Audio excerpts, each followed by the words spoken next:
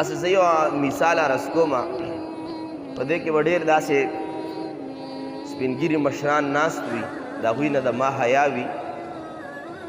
مونږ په مانځه کې دعای قنوت ویترو کې دعای قنوت وایو چې مونږ ورته پښتو کې اللهم انا ورته وایو اللهم انا. اصل کې دلته ما مشران ناست وي چا به 80 کاله عمر وي چا به 70 کاله عمر وي چا به 15 کاله عمر وي. په دغې 15 کاله کې 10-12 کالو نه بعد به مونږ شروع کړی وي. 15 کاله واخله 50 کاله به مونږ منځونه کړي وي د ماخستن والا او 50 کاله کې به مونږ وتر منځونه هم کړي وي.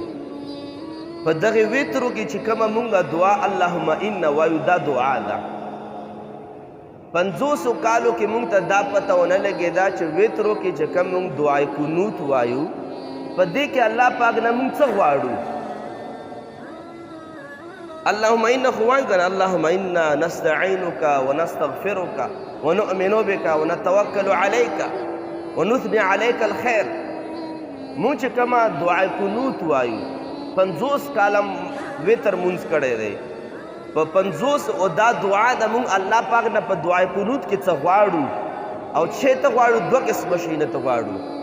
یا الله پاک د دې کولو توفیق راکړي او دغو کارونو نه مونږ وساتې.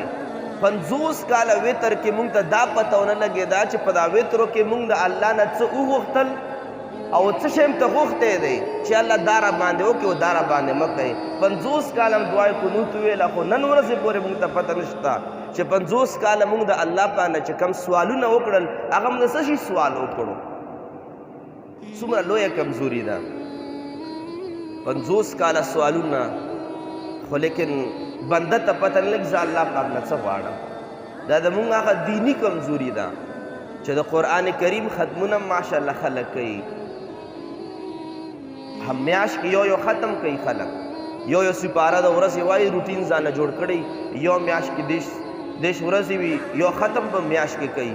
خو لیکن که چېرې ته ورته ووایې چې د الحمد نه واخله ولد والین امینه پورې چې په هر رکعت کې صورت فاتحه وایي د دغې صورت فاتحه کې 2 خبرې موجود دي. یو د الله پاک حمد موجود دی او بل د الله پاک سره مونږ خبرې کوو. مونږ د الله پاک سره په دا 50 کاله څه خبرې کړي په هر رکعت کې مونږ ته پته لا نه لګي. همدغې کمزورۍ په بنیاد باندې چې دین سره او خاص کر د قرآن کریم د ترجمې او د تفسیر او د قرآني تعلیماتو کمزورۍ په بنیاد باندې زمونږ غټ نقصان دا وشو حاضرینو چې داسې دینی اهم مسائل چې هغه د دین حصه ده هغې باندې اجر او ثواب ملاویږي هغه ته مونږ بددیني وویله او ډېر داسې بددیني او لادیني چې هغې ته مونږ د دین نسبتونه کوو صرف په دې بنیاد باندې چې مونږ د قرآن کریم فرقان حمید سره چې کم تعلق پکار دی هغه تعلق زمونږ ستاسو برابر نه دی.